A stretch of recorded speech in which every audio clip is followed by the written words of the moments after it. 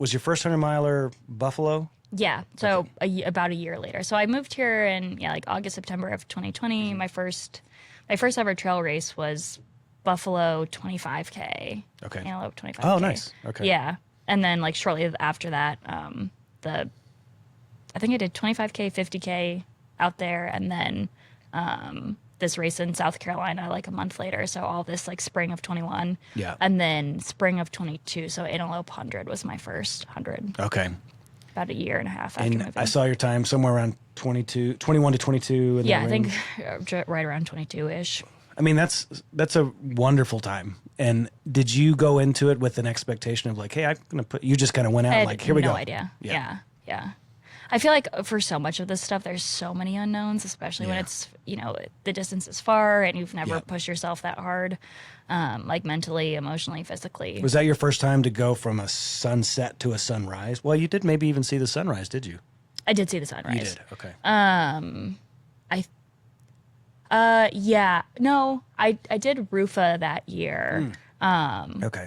And I was signed up for the 24, doing it with a friend of mine, and we only wanted to do 6 laps of the 24. Like that was the minimum that we were gonna do, and we finished 6, and we both like looked at each other. We're like, "All right, let's go home." Yeah. So that was my first time, I think, running through. But I feel like it counts, but you start at night. So it's a little easier to get the sunrise. Yeah, to see what that feels like. Yeah. All right, so you have a great result by all measures at Buffalo. And then you, most people, I think at that point, maybe do a couple of other hundreds. There's a lot of 100-milers who are eyeing that, 200-mile distance, the destination races, or, now Cocodona. They're looking at those, but they do 100, and then maybe they do a few more before they go there. Yeah. From what I could tell, you went from Buffalo to Tahoe. Yeah. So you went from a 100-miler straight to a 200-miler. Yeah, I did. Why? Yeah. Looking back on it, it sounds ridiculous, especially because Buffalo is like, I think 8,000 or 7,000 feet of vert. It's really low. Yeah, six. Yeah. Hey, I'm giving myself a little bump here. I was supposed to do, well, actually, that's not really true. I'd signed up I had done Antelope, and when I finished Antelope, I was really hoping going into it that I was going to be like one and done and be like, oh, I'm glad I did that. And I finished it and I was like, fuck, I love that. I know. I was like, oh, shit, I'm going to spend all my time doing this thing. Yeah. So I was signed up for Rufa and I actually wanted to like go for the 24-hour. Yeah. And then I did that and I was just like hungry. How'd you do in point. terms at that Rufa? Do you remember? Yeah, I did 11 laps. Oh gosh. That's incredible. Yeah, super fun. I had great conditions though last year. I mean, the snow was incredible, so it helped just to be able to like fly down. The descent. Interesting. Okay.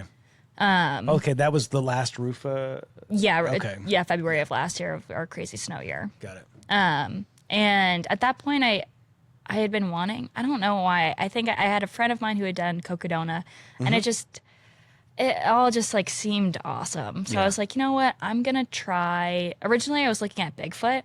But I had a friend crew and they're like, it's really hard. It's kind of remote. I've heard, yeah. Yeah. So I was like, okay, maybe not. So I signed up and I got on the wait list for Tahoe. And I was like 39th, I think, on the wait list. Yeah. And I had, put on the Facebook group, like, what are my chances of getting off?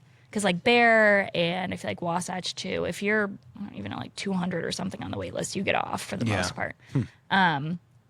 But somebody had said, I've been 13th on the wait list multiple years in a row and I haven't gotten off. Yeah. Wow. So I wasn't feeling super positive about getting off the wait list. Yeah. So I actually signed up for Scout 100 up in Pocatello. Oh, yeah. Yeah. So I, had planned on doing that, was still on the wait list, and then I got off the wait list, maybe a month before Scout. Oh. Yeah. So I was like, do I do both? Do I not do Tahoe? And I think it took me all of 5 seconds to accept, my pondering. Yeah. It's not really pondering. Yeah. It's more like posturing. It's more like I'm pretending like this is, I know what I'm going to do. Yeah. And so I actually was supposed to do another 100 before, and I dropped out. I DNF'd Scout. Okay.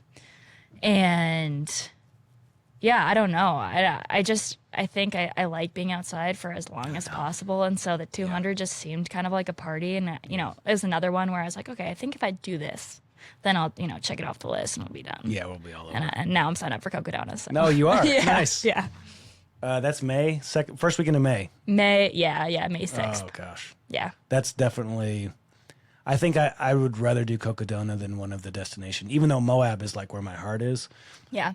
Cocodona. I'm a mega fan of Michael Versteeg. Okay. And I know he won the first one, and I just watched that happen. Yeah. It was that COVID year, I think. Uh-huh. And I watched like all 90 hours of the coverage. Like I was like one of 7 people that watched continuously. One of 2 subscribers. yeah. To that whole thing. And so that one's incredible. But okay. So now's where I get selfish. Like I want to understand. Let's first start with Buffalo. Mm-hmm. This is your first time. Let's say you've made the first loop, so 50 miles. So for context, for those who are listening, Buffalo is 2 50-mile loops. Yeah.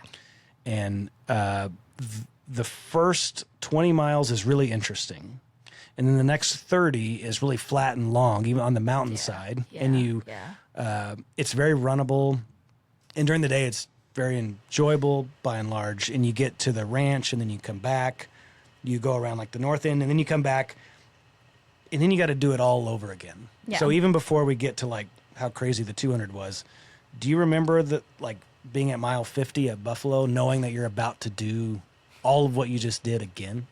Yeah, I trained really high mileage.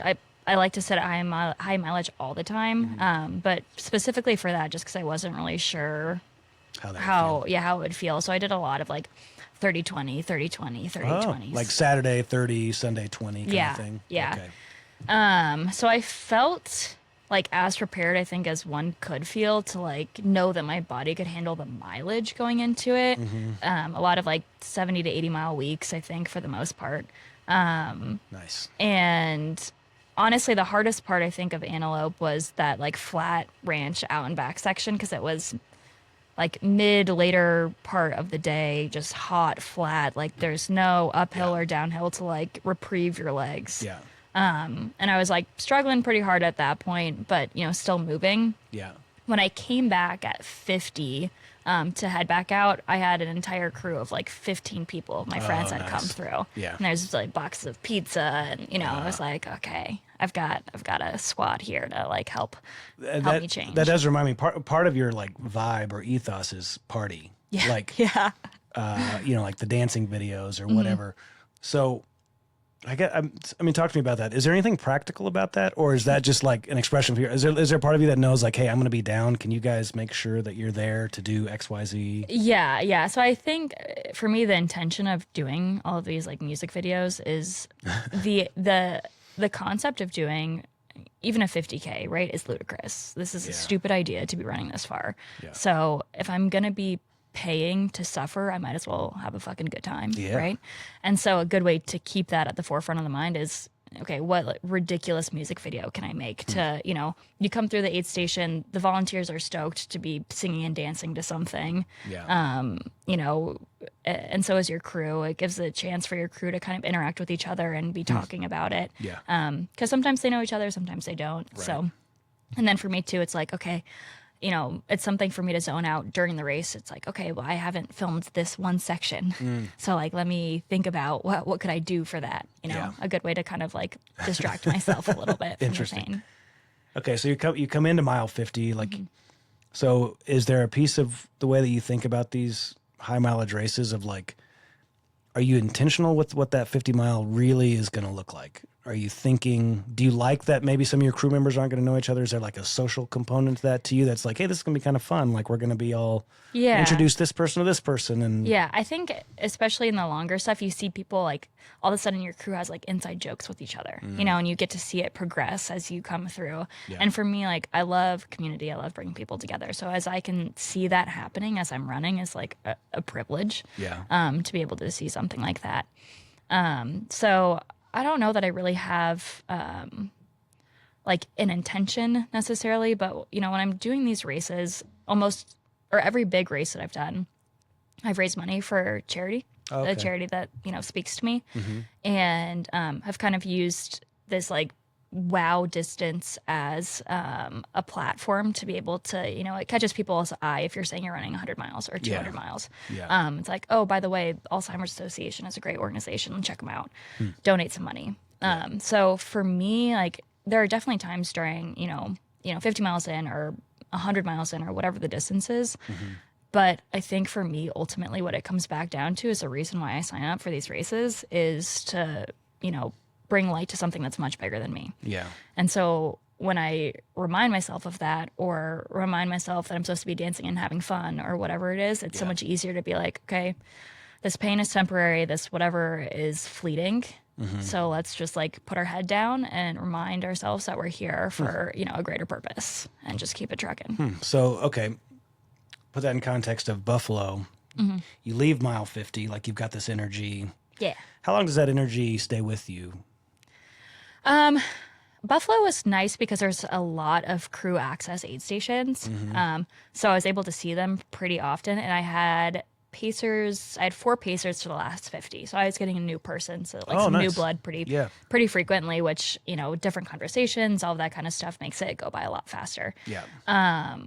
I think the highlight of the race, I'd say honestly, like it lasted a long time. It was an aid station, probably like maybe 10 miles most from 50. I was making a music video to Man, I Feel Like Woman. Okay. And I came through the aid station and I was like, I heard the volunteers talking, you know, should we play show tunes? I was like, do you guys like Shania Twain? And I was like, I'm making a music video to this song. And they're like, oh, heck yeah. And so they turn it on and I'm dancing with one of the aid station volunteers. And, you know, it's going on for like a minute. And I'm like, fuck, I got to get out of here. Like, I'm going to stay here too long. So my pacer and I are like, okay, well, we'll just take off. So we start running and I hear, because I mean, everything echoes out at Antelope, you know, it's just open. And I hear the like, whoa, from the aid station, like really? a couple minutes after leaving, like they're still listening. They're still going. Yeah. And so I think, you know, that energy is infectious when you just have your pacer, but also like for me knowing that my crew is having fun. Yeah. It's like, okay, this is a hard thing to do for a runner, but it's also really hard for the crew. Yeah. So I think just like knowing that they're having a good time and I really try, and it might come off like really corny and really like over the top when I'm doing all these music videos and I'm just being myself. Yeah. But like it's really intentional so that I know that they're having fun because then that keeps me going, right? Okay. So now if we double the mileage, but kind of get into that same spot. So if, you know, we're talking there like, I don't know, between 50 and 80 at Buffalo, what was the equivalent in a 200-mile race for you? Like, where was that mileage where there was something like that was like enlivening or something that you needed that gave you energy that you weren't expecting? Yeah. Cocodona. Tahoe, honestly, I feel so spoiled because both the 100 and 200 like went well and there were definitely low points. Sure. But I was so focused on having fun that it helped like carry me through so much. Yeah. I'd say Antelope, like, you know, 50, I don't feel like I really needed like that push. It was probably more like 80 or so where you're just tired. It's the middle of the night, right? Like you just like should be sleeping. Yeah. Okay, so from that position of positivity, though, did you ever have a moment of like, I'm gonna call it at this next aid station? Not in the 100. There was no point where I like ever thought I was gonna drop. And I think like going into it, there have been races where I'm like, dropping's not an option. Like going to the start line, like that's not a possibility. We're crossing the finish line, whether it takes us until the cutoff or if we miss the cutoff. Yeah. And I'm like, I don't give a shit what you guys say. I'm going. trucking. I don't need that medal or whatever it is. And so I think having that mindset of like, I'm just finishing no matter the cost, at least for the first one, right? Like, okay, let's get this thing under our belt and then we'll see how we feel from there. Yeah. For Tahoe, I'd say it was definitely like a little bit rattled because I dropped out of Scout. And like a month before. Yeah, I made so it like you had that 40 kind of in the miles. back of your mind. Yeah, which helped kind of fuel me to a certain degree, but also I was like, for some reason, and I know like hundreds are hard no matter the distance, no matter the race. Yeah. But I went into Scout thinking that 100 miles should feel effortless. That's how I went into the race. Yeah. So when it didn't feel quite effortless, and I took a spill and a couple other things, I had my heart just wasn't in it. I fell and immediately I was like, I'm done. What I don't mile wanna did be you here. DNF at? At like 40. Okay. Yeah. And it still was the right decision. I still stand by it. Yeah. But so anyways, going into Tahoe, I was a little bit more rattled because I was like, I like dropped out of 40. Like, how are we going to make it through 200 plus? Like, I knew it was over 200 going into it. And when I got to right around 100, it was really hot. I hadn't slept. I was like 30 hours in or so. Yeah. And I just like felt beat up at that point. And I got down to the aid station. My whole crew was there. And one of the volunteers was like, you know what, just take a nap, sleep a little bit, see if you feel any better. I wasn't like, I'm going to drop. It was more like, I don't know that I can keep going. You know, like I can't. Physically, emotionally? A little bit of both. Like I knew that I could leave the aid station, but I wasn't sure for how much longer. How fast were you moving at that point? Like when you walked out of that aid station, was it like 30-minute miles? Was it 18? Coming into that, I have no idea. Maybe like it was a descent down to that aid station. Okay. And then a really big climb after the aid station, of course. Yeah. And so I don't know, probably like 20-minute miles maybe on my way in. Maybe slower. Okay. And I took a nap and I woke up and I felt even worse. I was like, shit. How long did you nap? Maybe 30 minutes maybe. Yeah. And so I woke up and I was like, oh God. And you know, I'm struggling, my body's like struggling to like regulate, and I put my pack on and I'm all of a sudden, I don't really like get nauseous or have a whole lot of food issues, but I stood up and immediately was like nauseous, and I'm trying to move, trying to walk and leave the aid station, and I'm like bent over my poles. And I was like, I don't feel good. Yeah. And the medic at the aid station's like, take another nap. You're so far ahead of the pack. Like just Remind me what mile this was at? like 98 or something. Okay. Yeah. Okay. 30 miles in at mile 98. Is that or 30, did you say 30 hours at this point? 30. 30 yeah, hours. like 30. Okay. Yeah. Okay. So you said you take the second nap? I take the second nap and I wake up and I'm like, let's fucking go. Really? That was all it took. That was all it took. Okay. Just getting a little bit of extra sleep. And I'd heard, you know, volunteers or people say that they're like, eat something, take a nap, see what happens. Yeah.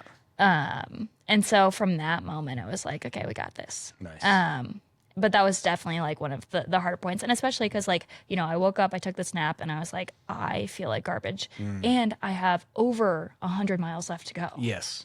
The furthest distance I've ever done, I have Double, more than that. Double that. Yeah, I have to do it again. Yeah. With way more vert. Yeah. Okay. So go back into that moment. Like, how do you process that or make sense of that in the moment? Or do you, block it out? Yeah. There's a couple of things. One, they're really fucking expensive.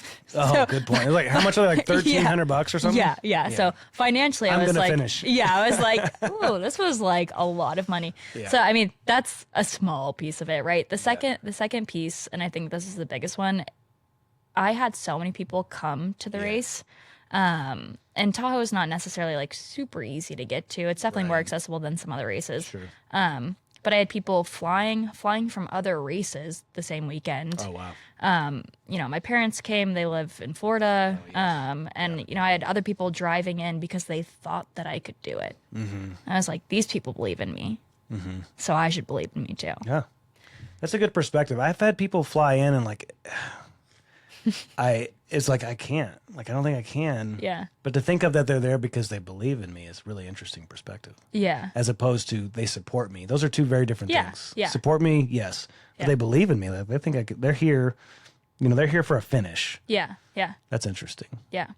So that was definitely, a component of it. And then I think the last piece is, I then also like break it down into like manageable chunks, right? Yeah. So I was able to hike Kilimanjaro years ago, and you have to do it with guided porters. Okay. And I spent some time talking to the main guy that I was with, and I was just interested how they different nationalities, how they would work with people from different countries, and like what kind of motivation techniques they use for different nationalities. Americans, they needed to be coddled the most. Really? Yeah. I guess I shouldn't be surprised. Yeah. But what he called it is, it's just a small piece of cake, is what he called Kilimanjaro. And I've like, for some reason, that's never left me. And so any moment that things get really like dicey or difficult or hard, I like literally in my head repeat with each step, like just a small piece of cake. And I just keep doing that until I'm done saying it. Yeah. Which sometimes is like 4 hours, you know?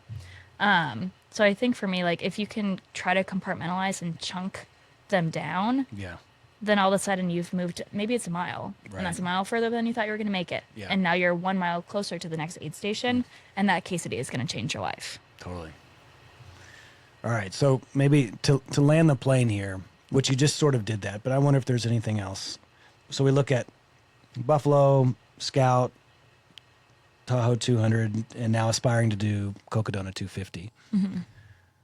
So I'm asking for it. So sometimes I can feel presumptuous, like, to offer advice. When, I'm asking for it. Yeah. I want to. So I'm doing Zion in April. Okay. I love it. I love the desert. Yeah. That's why I'm either eyeing, someday Moab 240 or Cocodona.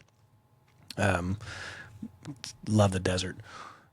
So there's going to be this moment for me. It's inevitable, so long as it's not like the touch of rhabdo that I've had with gout or whatever. Let's assume, and this is one of the hardest parts. This is some of my other interviews with like physiologists will be like, let's assume that that if you push through the pain, that you won't be permanently injured. Yeah. So that's the assumption. What's your advice for someone or for me to say, when you get to that point where you just think you're done? Yeah. Here's something for you. Yeah. I think step one is before the race begins, it's saying not finishing is not an option. For me, if I like go into it with that mindset, it's like, it doesn't matter if it takes me the full time or it takes me past the time. Yeah. I'm going to cross the finish line, or the proverbial finish line. Yeah. So I think like the attitude shift of just like, it's happening. Yeah. Like, I don't care what happens. I don't care the pace. I don't care about anything that transpires once the race begins. Yeah. I know that I'm finishing, and that can feel really scary, especially if you feel like your training's not there. But you've done 100 before. You've done hard things. Yeah. Like, I am capable of hard things. Yes. Done. Check. You've got it. Yeah.